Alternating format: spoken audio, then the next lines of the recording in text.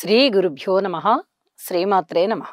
మా భక్తి టీవీని ప్రోత్సహిస్తున్నటువంటి మా ప్రేక్షకులందరికీ ధన్యవాదాలు తెలియజేస్తూ 19 జనవరి నుంచి 25 జనవరి వరకు గల కాలానికి రాశి ఫలితాలు ఎలా ఉన్నాయి తెలియచెప్పుకుందాము.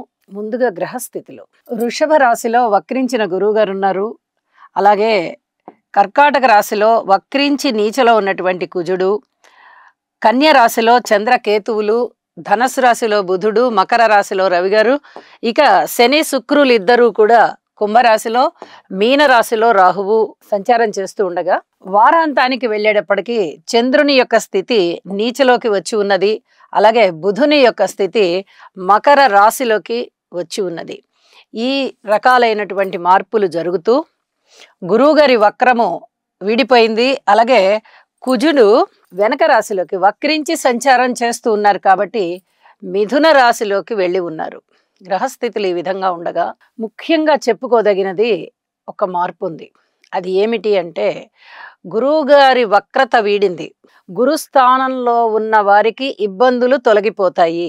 ఇది చాలా చాలా చెప్పదగినటువంటి ముఖ్య సూచన. వారు ఏ రంగానికి సంబంధించిన వారైనా కావచ్చు, గురుస్థానంలో ఉన్నవారు టీమ్ లీడర్స్ దగ్గర నుంచి, ఉపాధ్యాయుల దగ్గర నుంచి, మఠాధిపతులు పీఠాధిపతులు దగ్గర నుంచి, సమాజానికి హితవు బోధించే వారి దగ్గర నుంచి, మంచి మంచి ఉపన్యాసకులు ఉన్నారు కదా మనకి చాలా మంది, అలాంటి వారికి సంబంధించి ఇలాగా ఏ రంగంలో అయినా సరే ఒక గురుస్థానంలో ఉన్న వారికి మంచి రోజులు అని చెప్పచ్చు. అలాగే కుజుని యొక్క స్థితి కూడా నీచ నుంచి రాశి మారి మిథున రాశిలోకి వెళ్ళారు. ఆయన ఎలాగో వక్రంలో ఉన్నారు కాబట్టి వెనక రాశికి వెళ్ళారు. దీనివల్ల కుజుని యొక్క దృష్టి 4వ దృష్టి కేతువు మీద పడుతూ, 7వ దృష్టి ధనుసు రాశి మీద పడుతూ, 8వ దృష్టి రవి బుధుల మీద పడుతోంది. ఇది అంత పూర్తిగా ఇబ్బందికరమైనటువంటి వ్యవహారం అయితే కాదు. మనకి కుజుడు నీచలో ఉన్నంత వరకు, అంటే ఈ వారం ప్రారంభంలో వరకు కుజుని దృష్టి ఇక్కడ రవి గారి మీద పడుతూ శని శుక్రుల మీద పడుతోంది. ఎప్పుడైతే శని గారి మీద పడుతోందో, శుక్రుడు అంటే ఒక నెల రోజుల సంచారమే కాబట్టి ఏమీ ఇబ్బంది ఉండదు అని నేను చెప్పను. ఇబ్బంది ఉన్నప్పటికీ ఒక నెల రోజుల కాలమే కాబట్టి త్వరగా ఇబ్బందికరమైన పరిస్థితులని అధిగమించడానికి సమయం సరిపోతుంది. కానీ శనిగారు అలా కాదు. ఆయన ఇంకా మార్చి 31వ తేదీ వరకు రాశి మారట్లేదు. మరి ఈ కుజుని యొక్క స్తంభన జరుగుతూ ఉన్న కారణం చేత కుజుని యొక్క దృష్టి ఎప్పుడైతే శనిగారి మీద పడుతోందో విపరీతమైనటువంటి అనర్థాలకి దారి తీసేటటువంటి పరిస్థితులు ఉంటాయి. మనం అవన్నీ ప్రత్యేకంగా ఒక ఎపిసోడ్ చేసుకున్నాం కూడా. ఇప్పుడు ఆ అనర్థాల నుంచి కాస్త ఉపశమనం కలుగుతోంది ప్రజలకి. కుజుని యొక్క మార్పు మిథున రాశిలోకి వెళ్ళిపోతూ ఉన్న కారణం చేత, కుజుని యొక్క దృష్టి శనిగారి మీద లేకుండా ఉన్న కారణం చేత ఇప్పటి వరకు కుజస్తంభన వల్ల ఏర్పడినటువంటి పరిస్థితులు, అలాగే శనిగారి మీద దృష్టి పడుతూ ఉన్నటువంటి ఈ విపత్కర పరిస్థితులు ఏవైతే ఇప్పటి వరకు ఏర్పడి ఉన్నాయో, చాలా మంది జీవితాలలో సందిగ్ధమైన వాతావరణం ఏర్పడి ఉందో అవన్నీ కూడా ఉపశమింపబడతాయి అని చెప్పి తెలియచేస్తూ ఉన్నాను. ఇది చాలా అదృష్టవంతమైనటువంటి విషయం. కనీసం ఇప్పటికైనా మనం బయటకు వచ్చాం. కానీ మళ్ళీ రాశి కూడా మారుతారు. మారినప్పుడు మళ్ళీ అప్పుడు పరిస్థితులు అప్పుడు తెలియచెప్పుకుందామని చెప్పి తెలియజేస్తూ ఇక రాశుల్లోకి వెళ్దాము. మీనరాశి. మీనరాశి వారికి చెప్పుకోదగినటువంటి సూచనలు ఈ వారం కనబడకపోయినా, మనకి ఇప్పటి వరకు వీళ్ళకి గ్రహస్థితులు బాగలేదు, కృషి ఎక్కువ చేయాలి, మనశ్శాంతితో ఉండాలి, ప్రతి విషయంలోనూ జాగ్రత్త తీసుకోవాలి అని చెబుతూ వస్తున్నాము. ఇప్పుడు కూడా అదే చెబుతూ వస్తున్నాను. అయితే 3 గ్రహాల యొక్క అనుకూలత కొంచెం బాగుంది కాబట్టి పూర్వం అంతా బాధాకరమైనటువంటి అంశాలు ఈ వారంలో ఉండబోవు.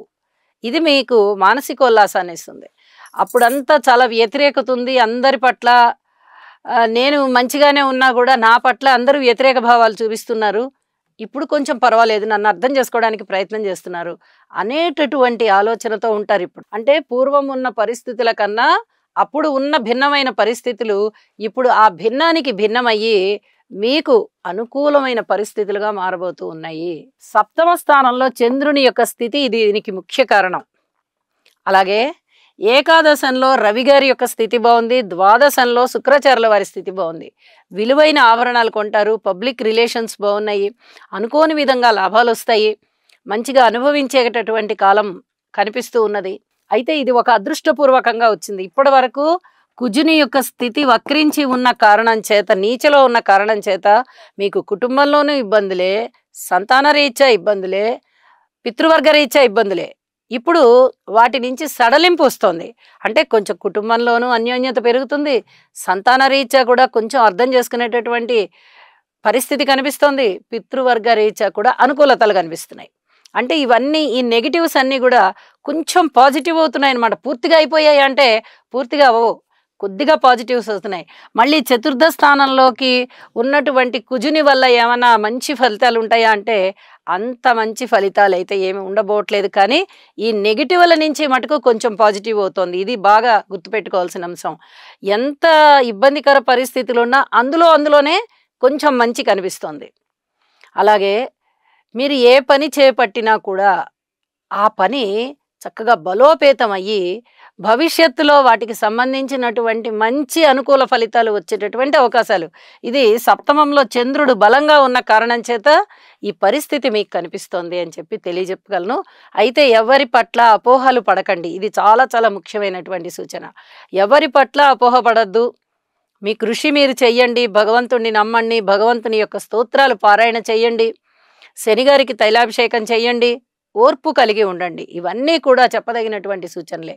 ఇవి చేసిన కారణం చేత మీకు ఇంకా కొంచెం మనశ్శాంతి ఎక్కువ ఉండడానికి అవకాశం ఉంది. అలాగే ఊహించని విధంగానే లాభాలు వస్తాయి. 10 రూపాయలు కూడా ఆదాయం లేదు నాకు అనుకునే వాళ్ళకు కూడా 10 రూపాయలు వచ్చే పరిస్థితి కనిపిస్తోంది.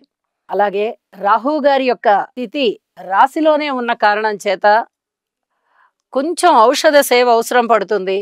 భార్యాభర్తల మధ్య అన్యోన్యత పెరిగే విధంగా ఉంటుంది. వివాహాది శుభకార్యాలు కొంచెం దగ్గరకు వస్తాయి అని చెప్పి తెలియజెప్పడం జరుగుతోంది. అయితే దుర్గాదేవి యొక్క నామస్మరణ మటుకు విడవకుండా ఉండండి. ఇంటి ఇలవేల్పు నామస్మరణ కూడా చేయండి. ఈ రకమైన దైవధ్యానం వల్ల మీకు అనేక రకాల ఆత్మ సంయమన శక్తి పెరుగుతుంది అని చెప్పి తెలియజేస్తున్నాను. ఇక వారాంతంలోకి వచ్చేటప్పటికి బుధుని యొక్క స్థితి కూడా లాభస్థానంలోకి వచ్చి, ఈ రవి బుధులు బుధాదిత్య యోగం అనేది లాభస్థానంలో పట్టి అనేక రకాలుగా మీకు మనశ్శాంతినిస్తోంది, అలాగే వృద్ధిని ఇస్తోంది, ఆర్థికాభివృద్ధిని ఇస్తోంది, హార్దికాభివృద్ధిని కూడా ఇస్తోంది. అంటే మనసు ఉల్లాసంగా ఉంటుంది, ధనపరంగా కూడా బాగుంటుంది అని చెప్పి తెలియజెప్తున్నాను. ఇక చంద్రుని స్థితి అంత బాగా లేకపోయినప్పటికీ గురువుగారి యొక్క దృష్టి ఉన్న కారణం చేత పితృవర్గ రీత్యా కూడా కొంచెం అనుకూలతలు కనిపిస్తున్నాయి అని చెప్పి తెలియజేస్తూ, సర్వే జనా సుఖినో భవంతు.